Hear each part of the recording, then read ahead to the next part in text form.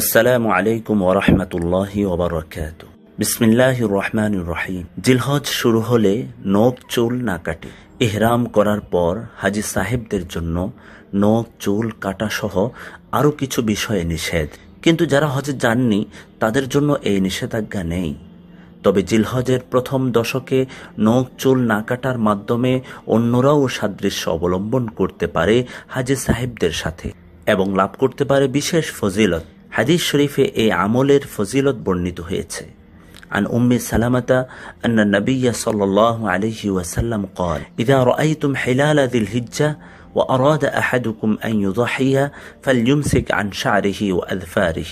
উম্মে সালামা রাদিয়াল্লাহু তাআলা আনহা থেকে বর্ণিত, নবী করিম সাল্লাল্লাহু আলাইহি ওয়াসাল্লাম বলেছেন, যখন জিলহজের দশক শুরু হবে তখন তোমাদের মধ্যে যে কোরবানি করবে সে যেন তার চুল নখ না কাটে। সহিহ মুসলিম হাদিস নং 1977। এই হাদিসের উপর ভিত্তি করে ফকিহগণ কোরবানিকারীর জন্য নখ চুল না কাটাকে মুস্তাহাব বলেছেন। তাই জিলকদ মাসেই চুল নখ কেটে জিলহজের জন্য প্রস্তুতি গ্রহণ করা চাই, যাতে তা বেশি লম্বা হয়ে না যায়, যা সুন্নতের খেলাফ। আর যে ব্যক্তি কোরবানি করবে না তার জন্য এই হুকুম প্রযোজ্য কিনা এই ব্যাপারে কেউ কেউ বলেছেন এই হুকুম কেবলমাত্র কোরবানিকারীদের জন্য প্রযোজ্য, তাদের দলিল পূর্বোক্ত হাদিস। আর কেউ কেউ বলেন কোরবানি যারা করবে না তাদের জন্যও এই আমল রয়েছে।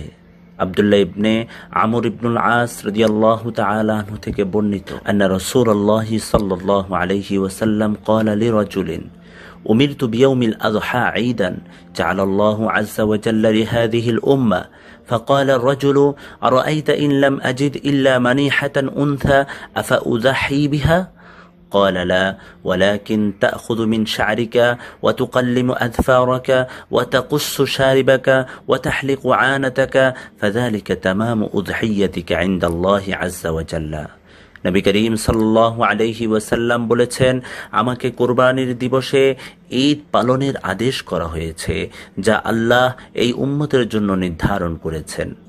এক সাহাবী আরজ করলেন, ইয়া রাসূলুল্লাহ, যদি আমার কাছে শুধু একটি মানিহা থাকে, অর্থাৎ অন্যের থেকে নেওয়া দুগ্ধদানকারী উটনি, আমি কি তা কোরবানি করব? নবী করিম সাল্লাল্লাহু আলাইহি ওয়াসাল্লাম বললেন, না, তবে তুমি চুল নখ ও মোচ কাটবে এবং নাভির নিচের পশম পরিষ্কার করবে, এটাই আল্লাহর দরবারে তোমার পূর্ণ কোরবানি বলে গণ্য হবে।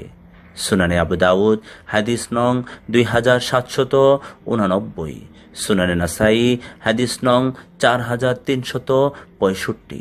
প্রিয় দিনী ভাইরা, এই হাদিসে যেহেতু কোরবানির দিন চুল নখ কাটার কথা আছে, তাহলে এর আগে না কাটার দিকে ইঙ্গিত বোঝা যায়।